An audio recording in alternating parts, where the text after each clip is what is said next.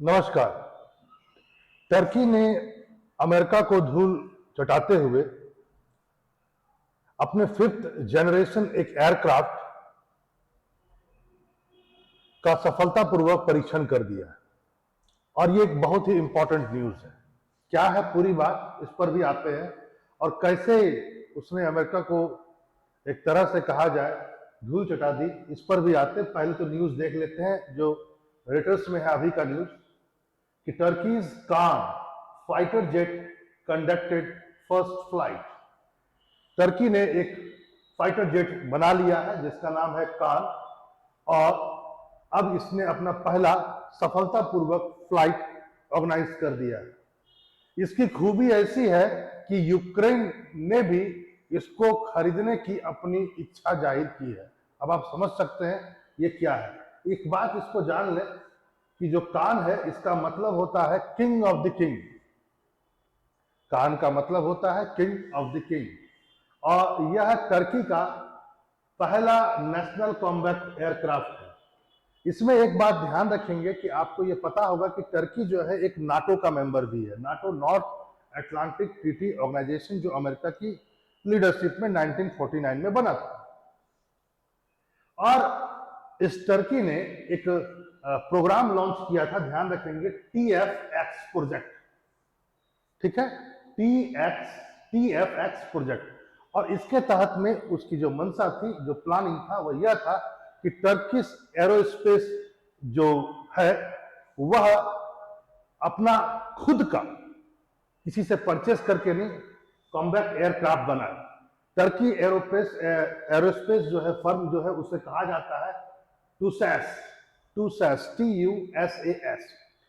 अब यहां तक पहुंचने के लिए यानी कि कान तक पहुंचने के लिए जो उसने पहला कॉम्बैट एयरक्राफ्ट जो किया, इस पर पहुंचने के लिए उसके पास संसाधन रिसोर्सेज बहुत कम थे। तो पहला काम इन्होंने किया कि ब्रिटिश जो स्पेस एक इंडस्ट्री है, एक तरह से कहा जाए BEE सिस्टम, ये ब्रिटिश एयर स्पेस एक इंडस्ट्री है, उसके साथ में इसने एक तरह से संधि की और इन दोनों ने मिलकर यानी टर्किश एरोस्पेस ने मिलकर के और ब्रिटिश एरोस्पेस कंपनी ने मिलकर के यह कान को बना दिया। इसमें सबसे बड़ी बात क्या है इसको समझना होगा, वह है कि एक नेक्स्ट जनरेशन फाइटर जेट है। नेक्स्ट जनरेशन का मतलब हुआ ये 5th जनरेशन का। देखिए 5th जनरेशन का जो फाइटर जेट होता है वो स्टील्थ टेक्नोलॉजी से भरपूर होता है। स्टील्थ एक ऐसी टेक्नोलॉजी है जिससे रेडार उस एयरक्राफ्ट को पकड़ न सके।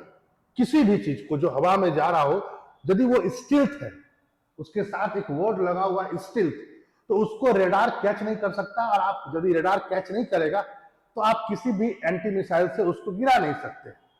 पहला पॉइंट तो यह है।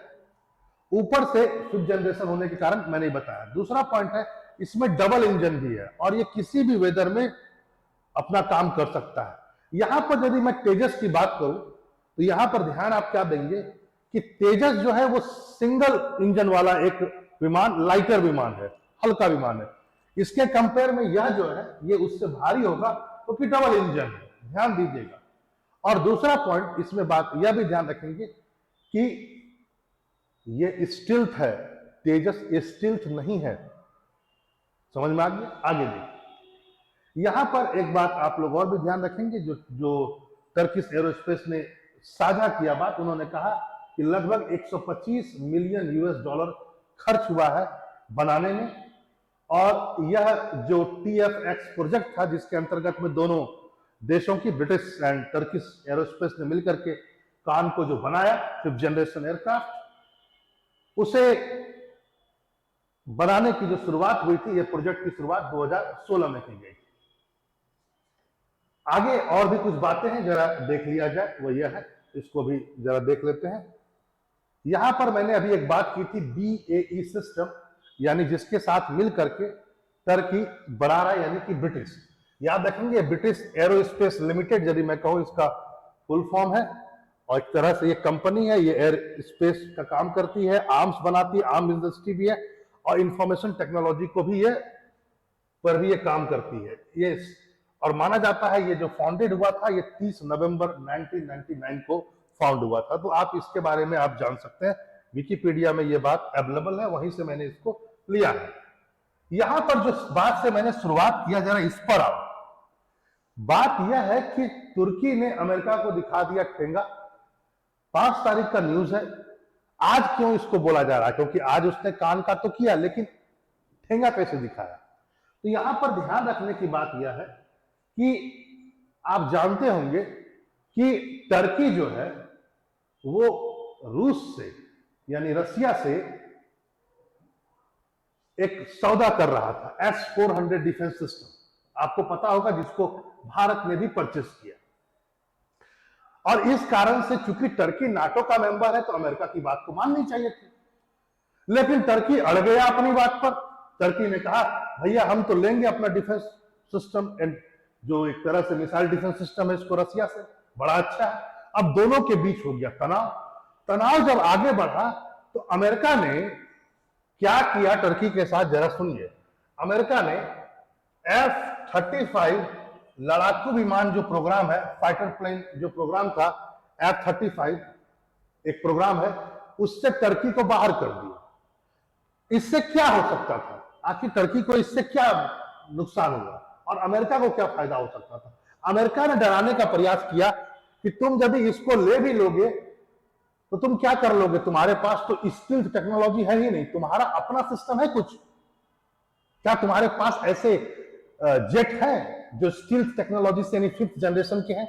और सर F-15 जो अमेरिका का है वो सर स्टील्थ था।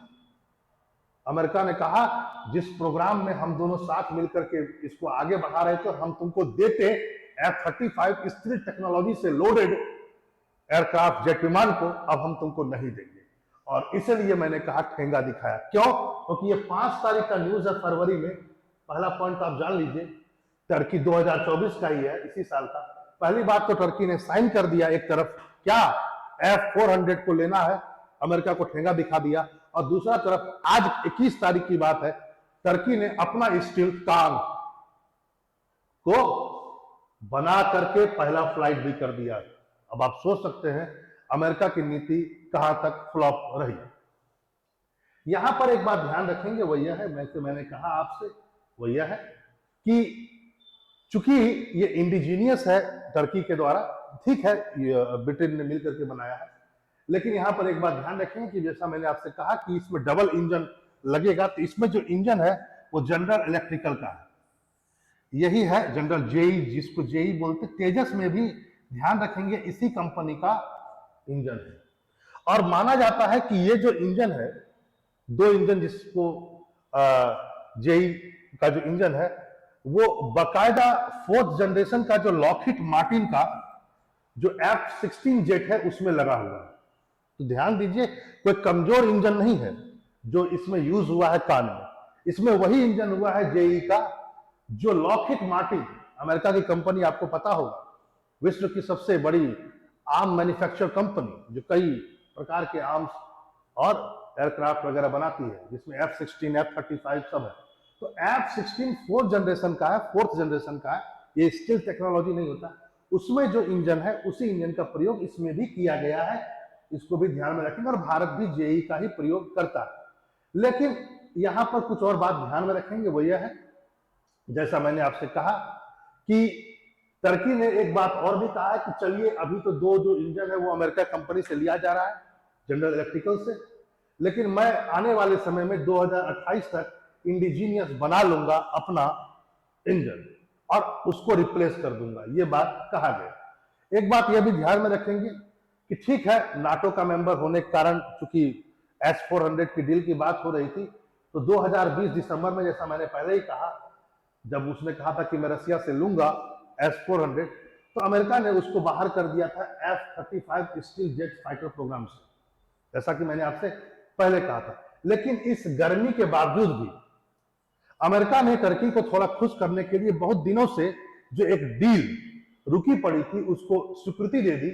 और माना जाता है कि America 40 F-16 fighter jet Turkey को दे रहा है और कह रहा है कि आपका जो पुराना जो F-16S है, F-16X जो पुराना विमान है, उस 79 को हम मॉडर्नाइज भी कर देंगे।